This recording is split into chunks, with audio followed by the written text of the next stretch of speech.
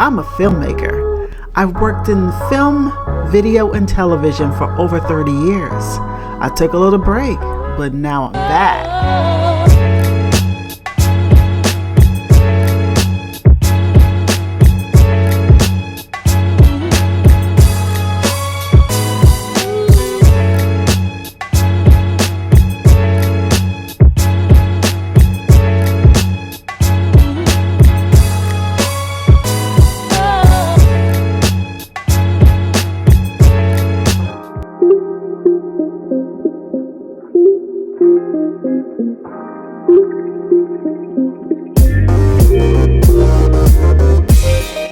Welcome to another edition of Art Imitates Life. I'm Tanya Dixon. Well, people, I have said it for weeks and weeks that we would have the living room coming to you. That is our live forum where we would bring together a group of people and we discuss a topic. And tonight will not disappoint. We're talking about love and relationships. Our first live podcast forum. This is something we did on Blog Talk Radio all the time, but this is the first time on the podcast, so I know that you all will be able to relate to this topic. So sit back, relax. We're going to get it all kicked off in just a few moments. Art Imitates Live with Tanya Dixon is being sponsored by Candyland Global, bringing your multimedia dreams to life.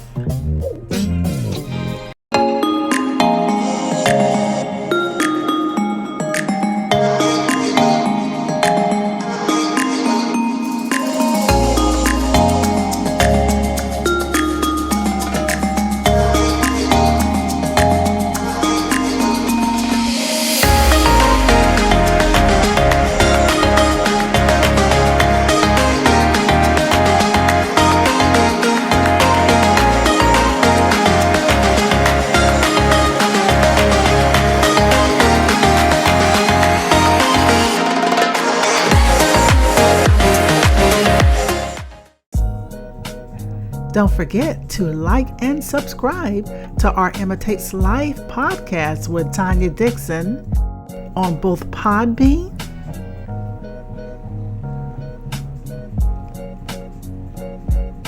and on YouTube.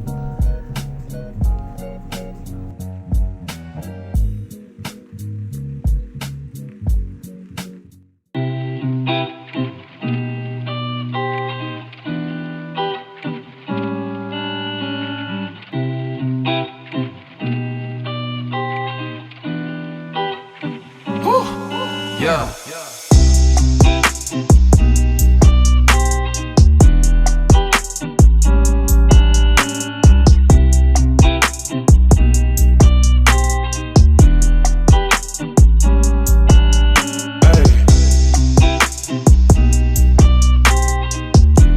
Welcome back to Art Imitates Live, Tanya Dixon. And as I promised, we were going to have our first living room forum. Now, those of you all who have been listeners in the past of Art Imitates Life, and you see us do the living room, we were on radio, so you didn't see it, you heard us doing the living room, and we had various topics, various guests. Well, this time, bringing the whole AIL family to a podcast on YouTube and Podbean, we decided to do the forum live. So everyone, welcome to the living room.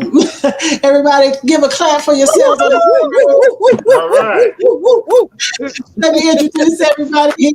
That we see beside me up here is Bernard. Bernard is going to show out. Bernard Savage. How you doing? How you doing, Bernard? This is Bernard Savage from Cashville, Nashville, Tennessee. Let it know. Someone's going to drop it like it's hot and someone's going to be not, but we're going to keep it all the way real. All right. Neil's in the house. How you doing, Neil Waldron? It's awesome to be here this afternoon. I'm feeling super fantastic this evening. Cool. I'm looking forward to learning a whole lot from everyone and being able to share my experience as well. Have a great week. All right. Cool. Now we have Miss Veronica. Veronica joining in the house. How you doing, Veronica? Hello, everybody. I'm Veronica, live from Carolina. All right, Veronica. Yeah, we're going to work on Veronica's sound just a little bit more. We're going to get you to pull a little bit, probably a little bit closer to your system there so we can hear you a little bit more, okay? Okay, we got Kareem McCoy in the house. How you doing, Kareem? Yeah, we hear you. We hear you. All Yeah, right, Kareem. I'm out here. I'm out here in New York, and part of the Bronx, part of Mount Vernon. I had to make sure that I had to give you a shout out, make sure let people know you exist and you're on the move. So I couldn't leave you behind. You know me. All right. He's Right, representing Kareem. that NY. Representing that Right NY. now. And but coming in from Stone Mountain, we got Rosa Johnson. Mountain. What's up, Hey, Roz? how y'all doing? Rise, baby. Well, y'all, I'm hyping it up right now because this subject tonight, love and relationships, is going to be kind of live. Now, if any of you remember how we used to do on Blog Talk Radio, it would be calm. It started off kind of calm. It'd be like Tina Turner when she was doing a song, The Thickest Job in the City. What's the song again? Proud Mary. Rolling. Yeah, Proud Proud Mary. It will start off real slow Proud and Mary. everybody get real calm. Yeah, that's what we're going to Yeah, be it's Proud called Mary Proud tonight. Mary. Yeah, we're gonna be Proud Mary tonight because it's gonna start off slow, and everybody gonna get real crunk. Because when you're talking about love and relationships, we're going in. So what we're gonna do is love. I want first of all everyone here to give me their idea of what is love and what things have happened in your world and in your life to help you develop that feeling of love. Like I said, we're going to keep it nice right for right now. All right, go ahead. Who's first? I will appoint you. I'll go first. Bernard, I go for him. Look, Okay. love means a lot of things to different people. Mm-hmm. But there's a couple of type of love. Like the God-like love is agape love, like it accepts you whoever you are. But when you talk about like personal relationship, and specifically, let's talk about the black woman and the black man, then we have to look at love to each other as being a commitment to each other and being willing to accept each other's, faults in as well as the good stuff and the bad stuff. Um, so it's to me, love is a commitment, and it's something that it's not just the emotional feeling, but it's a commitment to that person and to try to bring out whatever the best in that person, and that person brings the best out of you. What I tell my son today, I said, you should find someone who celebrates you, not tolerates you. And I think whoever you love and they love you, you should have that should reciprocate. They should be celebrating you. I like that. Yeah. Well, who else got their feelings on? Okay. Well, to me, like Bernard said, love can mean different things to different people. When I think about Mm-hmm. love, I think of the word sacrifice. I think of sacrifice. I think of unconditional things without condition. And I'm going to use that as an expression. My daughter, there was a time when my daughter she was pretty upset, and we were talking on the phone, and we hadn't seen each other for quite a while. And she was ranting and carrying on, and at a point I said, listen to me. It does not matter what you say to me. There's nothing that you can say to me that's gonna make me stop loving you. And so that is the part that dealing with without condition. And then you also have sacrifice. Love is sacrifice. Most people think of love on in terms of the fleshly nature. It's a spiritual thing, and it involves when you truly love, whether it's the relationship between a man or woman, your children, your family. When love is something that would make sacrifice, and of course we know the greatest sacrifice when Jesus died on the cross. That greater love that no man had, that you lay down his life for himself. But how many people would really lay down their life for another? But in the natural scheme of things, it's sacrifice. Like a father goes out every day. He knows that he has to provide for his family. He would go through the snow. He would even suffer a broken leg. He would go out there and change the tire in the middle of winter because of that sacrifice. I think that's the key thing. Many people talk about love, but they don't want to make sacrifice.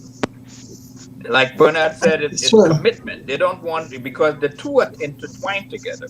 The sacrifice involves a commitment.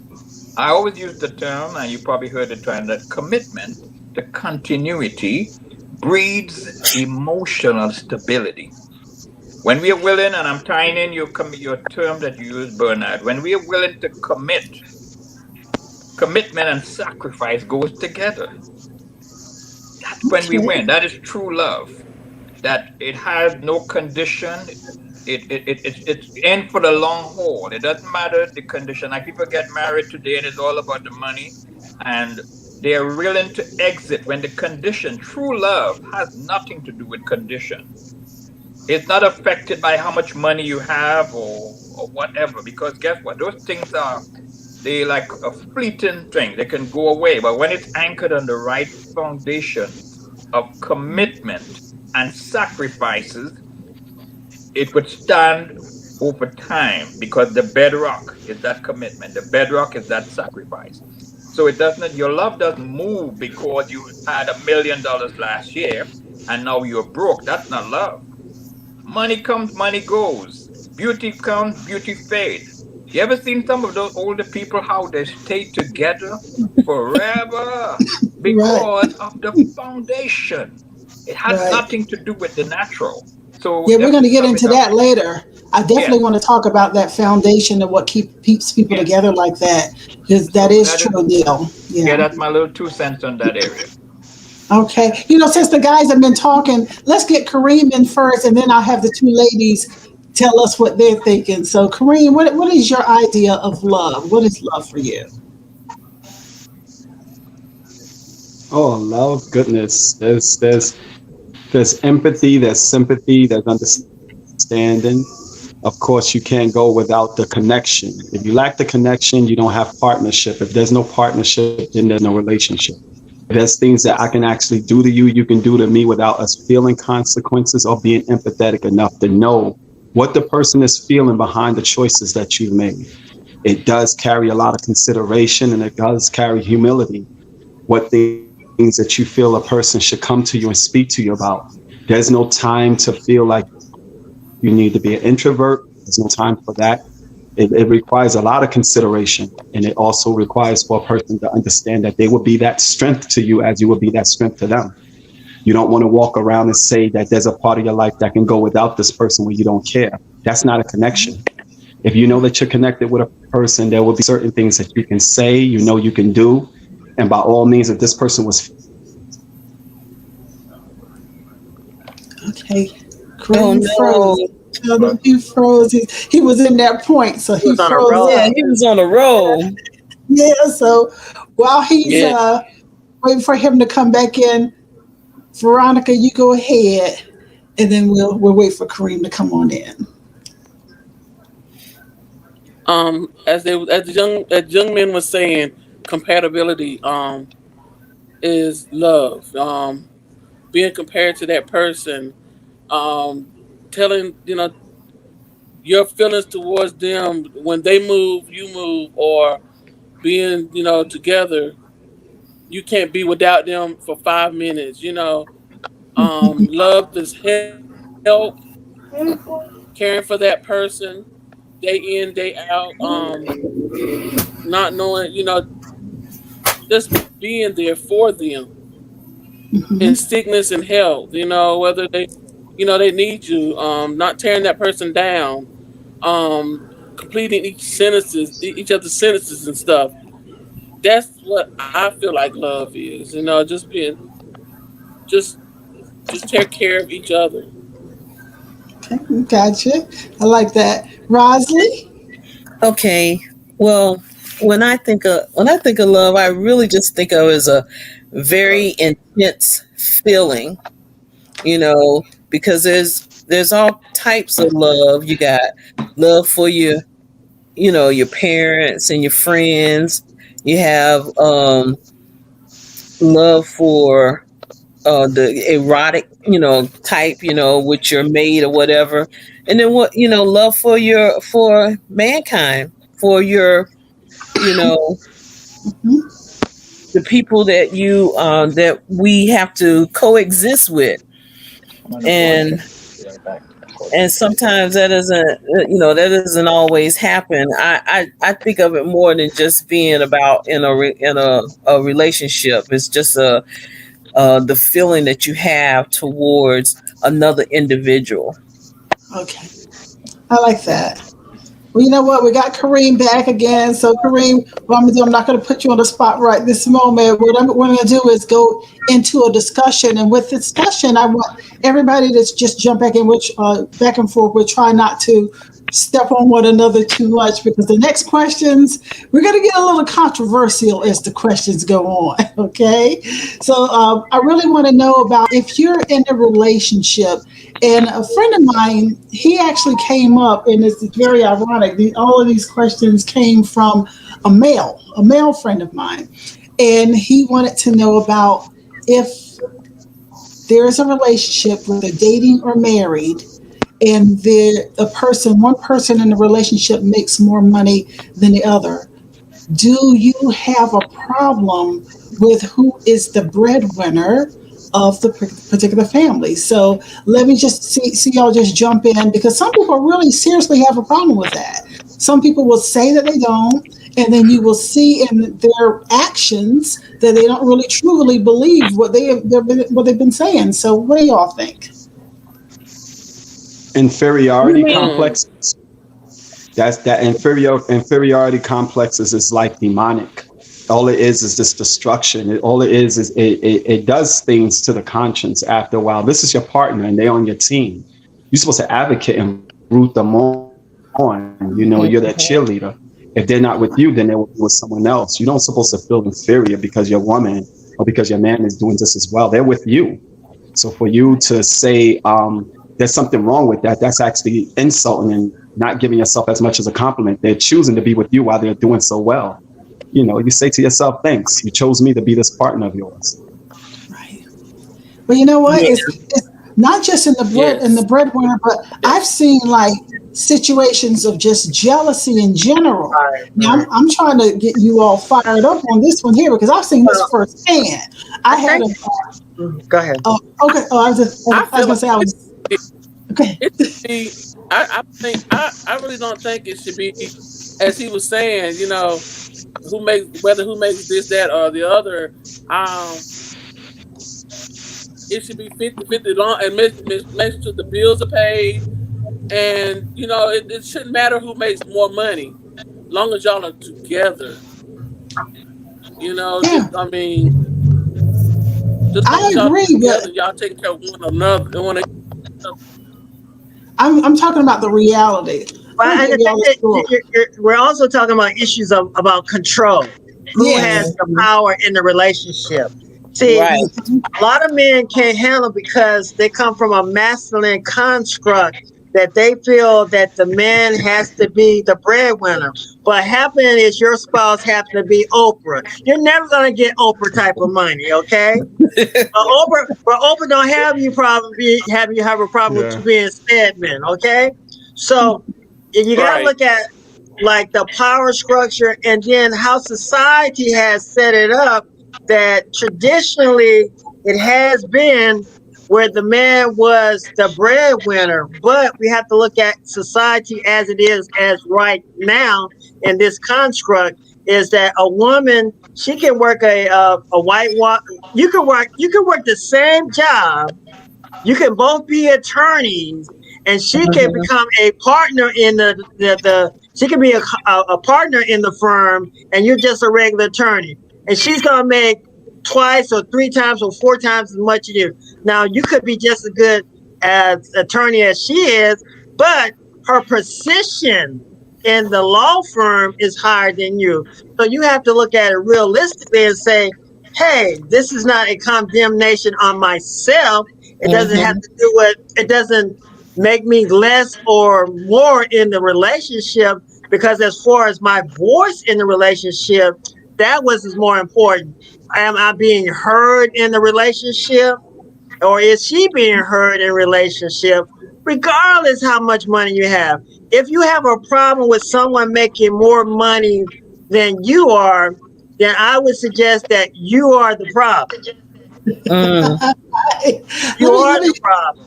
let me put a little salt Exactly. on this too, for people out there too. I'm going to ask you all, and you can continue to answer the breadwinner question, but you ever had jealousy in your relationship?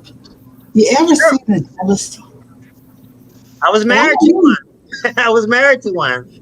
I mean, Well, she was at there's a first when we limit to first met, jealousy. you know, yeah, she was making more money than I was.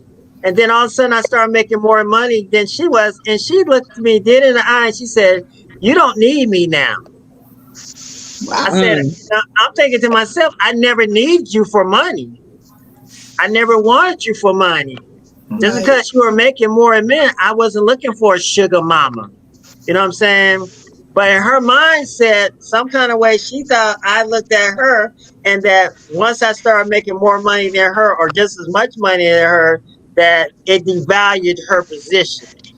But I then think she that was goes never back to your issue about you were saying about the control, right. being in Well, control. Mm. can I just lend my little 2 cents here a little bit? Go Those are ahead, Neil. self-esteem issues Yeah, that people I can't do just anything about. Yes, Those are self esteem. self-esteem issues. Yes. Yeah, Okay, Neil, what you Right. were those are saying? Neil, yeah, you wanted to that's a problem. That when people have those issues, that's a problem with their own personal self-esteem, their own personal insecurities. I And they agree. Yes. sit And back and they come up with these things on Kareem, their own.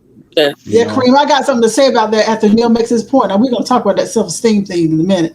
But Neil, go ahead and Mhm. make your point. We're going to double back to that yeah. just a second.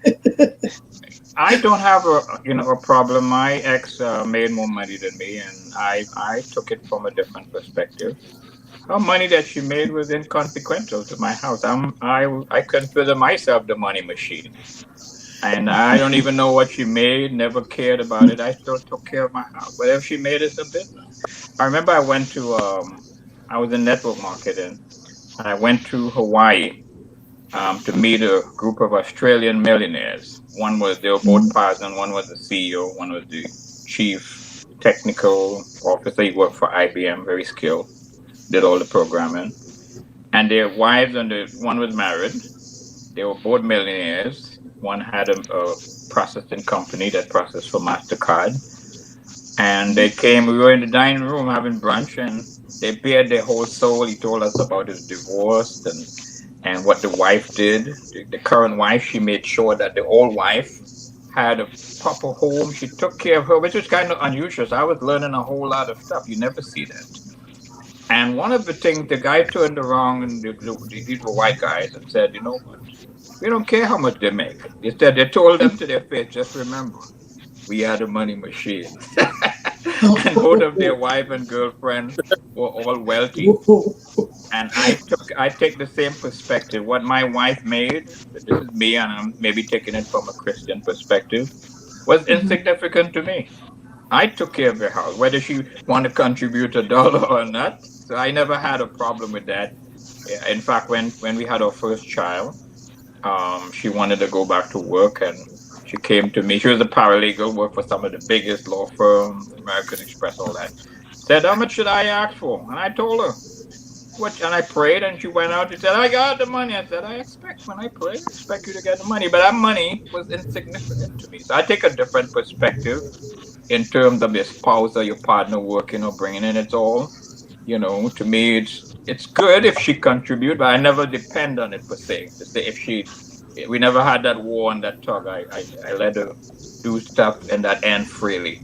So there's no jealousy on my end or competition or whatever. I want her to succeed. I believe in a relationship, it should be the goal of each partner to maximize each other. You should desire that what the destiny of your partner, if you're the male, your responsibility is to bring out all that God has designed for her to maximize her, and her job is to maximize you as a man. So there's no competition. Once we understand that, I don't think we'll have a problem who makes money, whether the business. It's all good. Yeah, forgive me, That's my okay. perspective.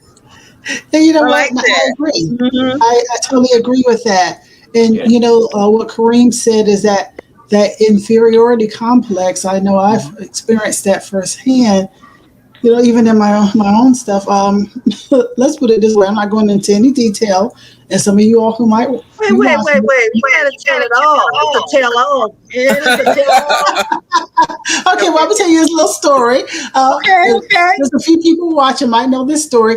I would have never been in the industry, and it's been over 30 years for me being in print, radio, television, video, film. Now we're doing this.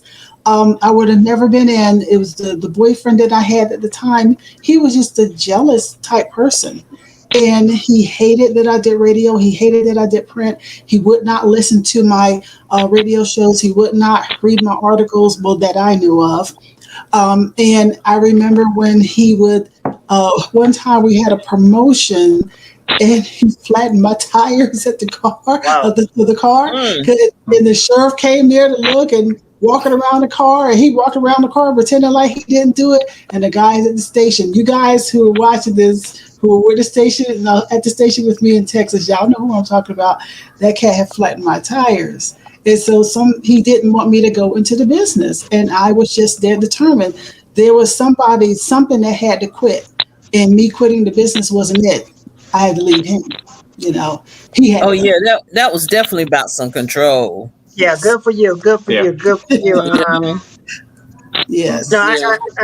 I think this problem is more prevalent in our. Let's call it. Let's bring it home in our community than other races, so to speak. Because you see white people, Asian people, of different races, Chinese people, they don't care because they know all the money is coming to the household. But Absolutely. I think we, uh, as black men, a lot of times we're so with this toxic masculinity that we have is that we cannot think outside the box. We tend Mm, to like in this little narrow vein. I'm not saying all the brothers, but a good portion of brothers think about this is how the man is in charge, the man is the breadwinner, and that's how it's supposed to be. And with this new economy, e-commerce, internet, Bitcoin, all that, forex, trade, all this stuff. It's easy for anybody who learns these other skills or an entrepreneur to Right. far make more than their spouse. And it Right. has nothing to Hmm. do with the value of the spouse. It just has No. this they're in this certain industry and that industry makes more money. If you're a janitor and they're a lawyer, that janitor, if he decides to be entrepreneurial, all of a sudden he can Mhm. have a whole bunch of janitorial places and make more money than the lawyer makes. So it all we need to get to a point where all the money in the relationship is good money. I think mhm, just to add on to Bernard Ford, I think what we as a race sometimes lose sight of is something called legacy. There you go. The word legacy, we come into relationship not understanding that term. It's about legacy. What will we leave? Right now, I'm telling you right now, I mhm, spoke to Tanya about it. My main focus, besides making money, becoming a billionaire, all that good stuff, is the next generation. Exactly. mhm. In fact, let me tell you what Yes. I did last year. I have a list. I'm going to do a retreat with the next generation from all sides of the family, the younger ones. We're going to have a retreat and we're going to impart to them and make sure that they have what they need. They have the mindset that they need for the next generation. That's what it's all about. It's not about us right now. It's about what are we passing on to them, the legacy. They must have legacy planning, Mhm, generational wealth. These are the things we should be concerned about passing on to the next generation. Make sure they have the right mindset. You see, as Bernard said, a lot of the media and all this stuff has conditioned our people to have the wrong mindset about love. All the some of the shows, the ideologies that they put on it is conditioning the youth to think a certain way. So we have to get back to basic. Look at as Bernard mentioned, the Asian community. We have to have a sense of family, a sense of community, a sense of wanting to transcend and to build bridges and to continue. Like Bonnet said, all the money belongs to the family. We need to think like a collective, not about individuality. I think among for lack of a better word, we as Black people, we have tend to think too much as into an individual instead of the collective.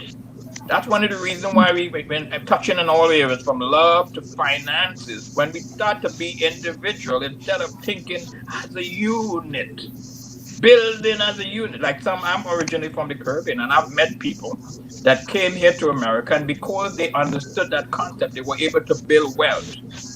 They got together, all six or whatever of them, bought a three-family house and pooled together. Forget about that individual thing. Leveraging the power of numbers, leveraging the power of community. Just like how the Asian are able to get restaurants. They don't get it because the government give them something. They understand that.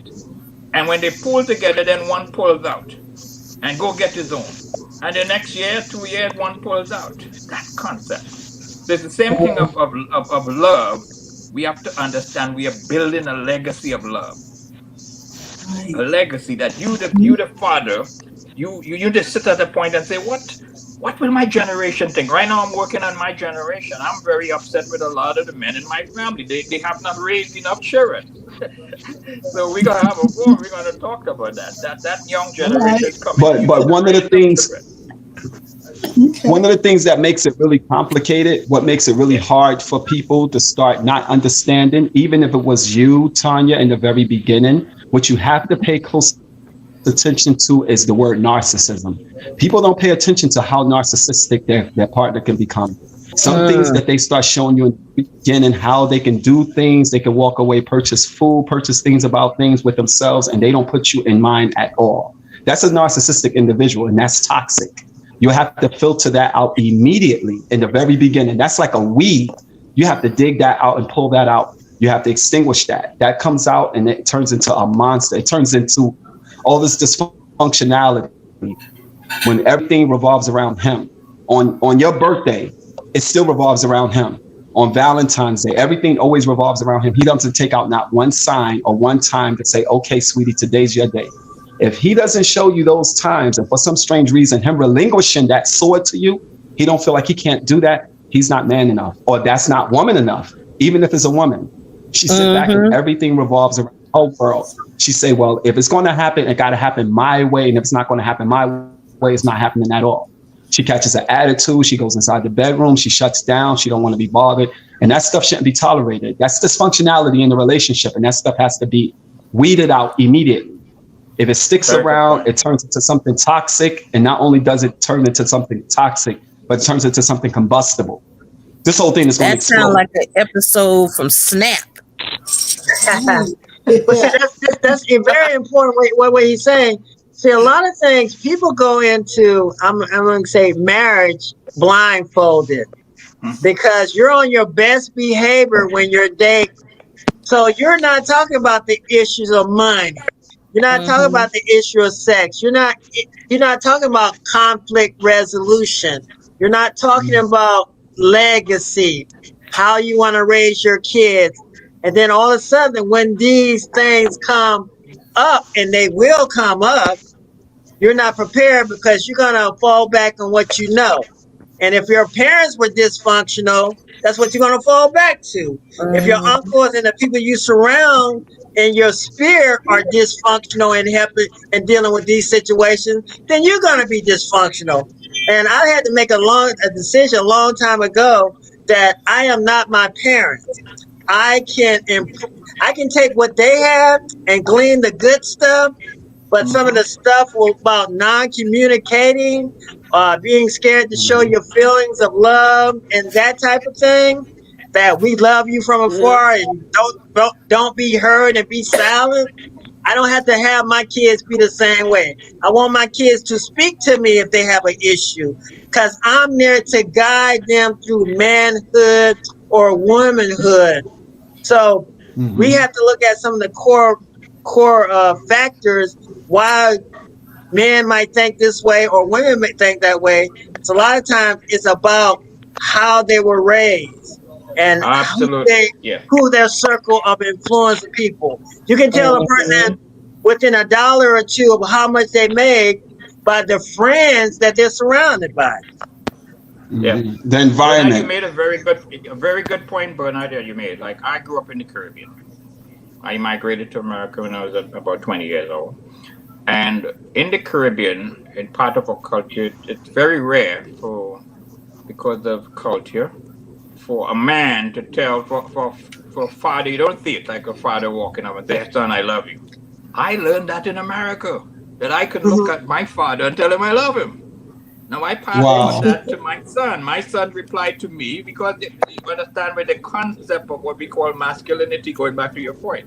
I can Exactly. come now and I could tell my son I love him. He say I love you too. I could do that to my daughter. But we have, like you talk about nonverbal communication, in some cultures, the communication is considered nonverbal. The only time you may hug your mom is when you're going to the airport or you coming in. Oh Exactly. wow. Some cultures are Exactly. like that. Right. Like some cultures they hug each other every Uh-huh. day. We just meet mom Right. and say good morning, mom. The only time you may show that expression of what we call love in terms of physical is when you're leaving for the airport or you coming in. Wow. You Okay. You all are kind of bringing in talking about the next generation when talking about the subject matter of now about the breadwinner and how the family is. I want to talk about another question here that I have about when you're dating someone or you're married to someone, how to raise children, because sometimes there's a difference in how each one of the mates wants to raise that child and who does the disciplining and all that. Bernard, are you ready for it? Let's go. First of all, you need to know where your children are, what stage they're at. Okay, before you introduce someone, a third party, into the their sphere. Okay, I'm a single dad. I don't bring random women or women into his life because they have a children have a tendency to say, "Oh, this is gonna be my next mom, or this is gonna be my next mom," when they're not gonna be that because we're in a dating type of scenario, and I don't know if they're wifey material yet. So before you expose your kids to some outside influence, you need to check and make sure that influence is okay. On the other end, dating other dating women at my tender young age, a lot of them have children, not Uh-huh. just dealing with young children, but also dealing with grown children. Because grown children can actually be worse than Then young young. kids That's true. Yeah. That's true. because they all in their mama's business, and me and their mama having a great conversation, and we might have our differences, but that communication with that child is like the tendency of a mother or the father talking to their kids is when they're having a bad situation and they never see the other half, the making up. Like they don't see them working through the situation. So they only see the bad part and they don't see the Right. good part. But Right. when you're dating someone with a kid, you need to have that conversation. How do you feel about me coming around your kids? Is it okay or not? See, a lot of times Hmm. we assume, and sometimes I've dated women that they really wanted me to come in and like take control completely. They wanted me to spank their kid. They wanted me to be the daddy, and we've been dating for like 3 days. That's Oh too much. Lord. That's too fast. That's too Yeah. much. Too But the kid fast. said, "You're not my It's daddy. too much. You don't You're even the know who baby." I am. I mean, I Right. could be a pedophile. I'm not, but you don't know because Right. anybody can be on their best behavior for a couple of months. Mm-mm. You know, I go back to Oh like yeah. Yeah. Steve Harvey. He says, like, you checking out a brother, you might want to have a 90-day rule. You know what I'm saying? Check Right. that brother out. See how he react. What he said. Don't give up the cookies, whatever. But also, what kind of exposure you give them to your kids before you really even get to know them is a big question. I had a dating relationship where she thought it was okay for her to come over and spend the night and bring all her kids with her. And she had 2 teenage daughters. So if we're in the bedroom, what are these kids thinking? Right. What is my son thinking? Right. That is not cool. That was not cool to me. And the reason I broke up with her because she thought that was okay. Wow. You think it was okay? That was the flag right there. That was an indicator for you. You know, when you saw that, you know. Well, it sounds to me like she was just used to being that person. That somebody let her do it, you know? That's being too common with your kids. You don't have to show your kids everything you do. Okay? What I did as a youth and my folly and the mistakes I made, I do not have to share that with my child. Okay? There's a time and season to share that with. Because I can't tell them that, dad dated like 3 or 4 girls back and then they're like 4 or 5 years old. That's not a time to like say that, you know. Yeah. That's a more adult conversation to talk to my teenage sons and tell them like, yeah, your dad did date like he was, out there. But I learned that you only need one woman, son. One is enough. If you want a new woman, treat that one woman like she knew, and you'll see another part of her. Okay. Like but that. I use it as a teachable. I use it as a teachable moment. But a lot of times we deal with our kids. We start treating them like young adults from an early age and getting them exposed to people who they should never come in exposed to.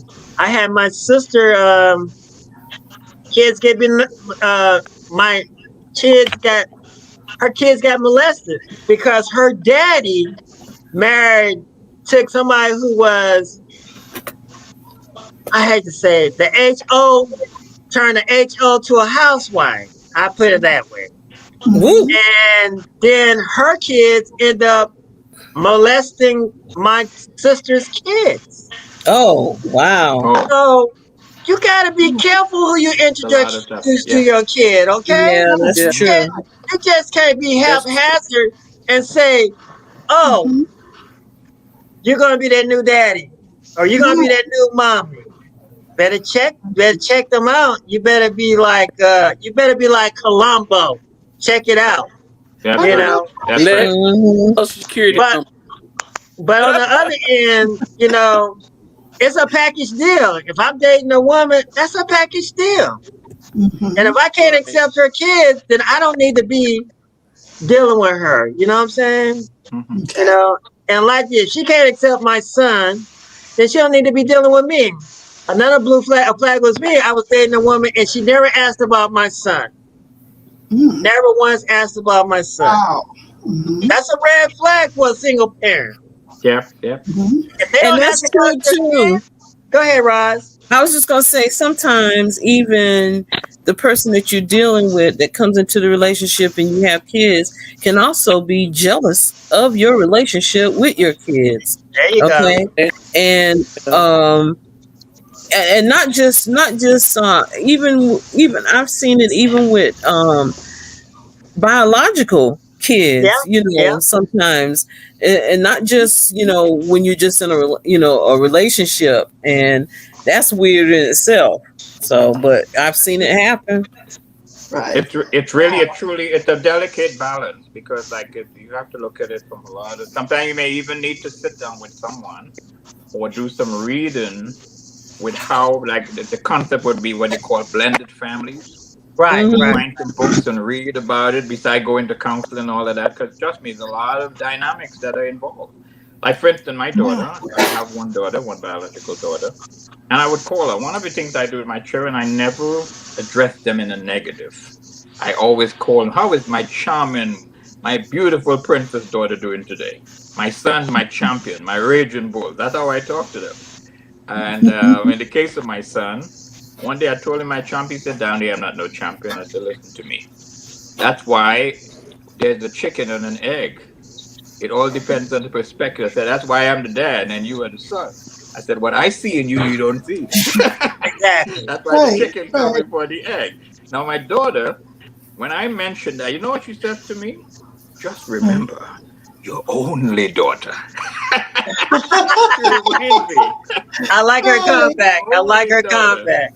Right. Yeah, so Well, I always have to be mindful of that, in the dynamics of going into a relationship. I have to make sure there's a compatibility. You right. understand that your future partner would also like your daughter to be able to mesh together. You have to look at all of these things from a number of angles. It's not a straight road. Some of it you would learn, like Bernard said, by trial and error. But we have to be open minded. And a thing, like I said before, is learn to read and to do research on your own. Get material on how to handle blended families and stuff. And even sometimes get out of some of the norms, like Bernard mentioned, think outside the box. You Mm-hmm. understand? Like one of the things, Bernard, you probably a little been at the game longer than I am. But one of the things I learned about this generation is that we think, coming up from the Caribbean parents have the rod. That's how they deal with stuff. And you can't deal with that in dealing with American kids. They're now dealing with Xbox, they're dealing with technology. So I have learned to come down to their technology. I relate to them. If they're texting, I'm texting. They're blogging, that's how I learn. I meet them on their platform. Right. I'm an older parent, but I meet them on their platform. They want to communicate and text it. That's how I text with them. And, I go on their platform to come down to the level that they are dealing with to kind of connect with them. Like one day, let me just give you an example and I'm going to be quiet. My son was up on Facebook and he's running this rap song about the police and all that kind of stuff. And I went on in there and said, "Son, you need to stop doing that on his page. That's not going to look good when you go out for a job and all that stuff that you're talking Right. about the po. And you know what my son did to me? He sent me a text and he said, "Dad, you insulted me before my friends. You made me feel bad." And if I was thinking like a West Indian Caribbean person, West Indian Caribbean parents who are not schooled, like they would go up there and be fighting with their son. You're right. And guess Right. what Right. you would do? Your son would react back to you and insult you on Facebook. You know what I did? I put myself in check. I sent him back a text back on his platform. And I said, "Son, I am truly sorry that I insulted you before your friends. He said, he said, you can talk to me and, tell, he explained to me that it was a rap song. He said it was a rap song. And he said, if you want to say something to me, send me a private message." So I apologized to him. I said, "Son, I am so sorry. I insulted you before your friend, and I am not going to do that again. It was a misunderstanding, and I didn't understand." And here's what else I did. When I saw the humility of my son and saying, "Dad, I don't mind you parenting me. I want you to father me, but not like that. Don't insult." They have that ego thing about insulting their friend. I humbled myself and I said, "Son, this is how I come down to his level." I said, "So I apologize. We cool?" See, I went in his direction. Are we cool now? We cool? He said, "Yes, Dad, we cool." Guess what? That day, I Right. gained my son. If I went up like a hot-headed fool, that thinking I'm going to be fighting on a platform with my son's friend to make him look foolish, I Yeah. would have lost him that day if I wasn't Right. thinking. I That day I understand. gained my son. And when I look at the humility of his spirit, I humbled myself. So coming into the conversation about love, one of the characteristics of love is humility. We have to learn to humble ourselves. Right now I'm talking to a young lady, and I'm telling you, this lady apologizes so much. She says she's sorry so much time that I thought I was humble. When I see this woman, she's sorry every minute. I'm sorry all the time. And she's like, I said, "Man, you didn't do anything wrong." But it has caused me to evaluate myself to the level of my humility. I said, "How humble are you, boy? Are you really humble?" I got you. I I'm got you. learning. Stay tuned for scenes of part 2 of Love and Relationships in the Living Room.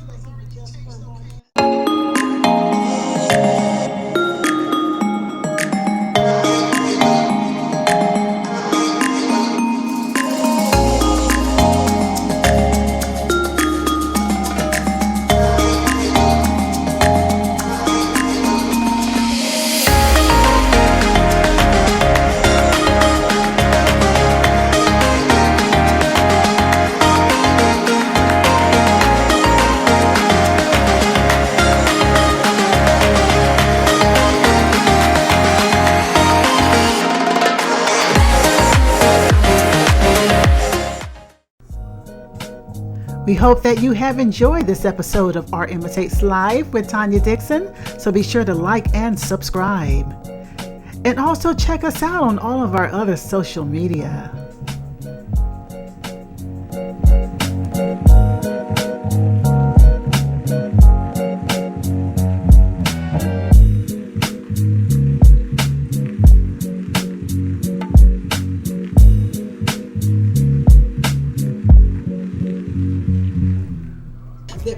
Check out scenes of part 2 of Love and Relationships in the Living Room, and we'll see you next time on Art Imitates Live. Hate it.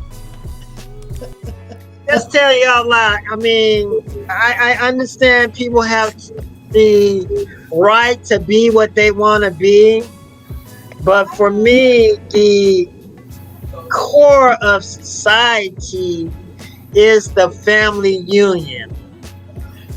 So to speak. You know, they just want to be together with that, that other person, They just want to check it out, experiment a little bit. And they don't have the capacity to please you. Okay. They can't go to Hustler, they can't go and buy toys, and they can't do none of that other stuff. Then where do you sit? And I thought about that when I was married. Things that you see that are just totally different with marriage these days? It's too easy to leave. People they really, took those vows seriously.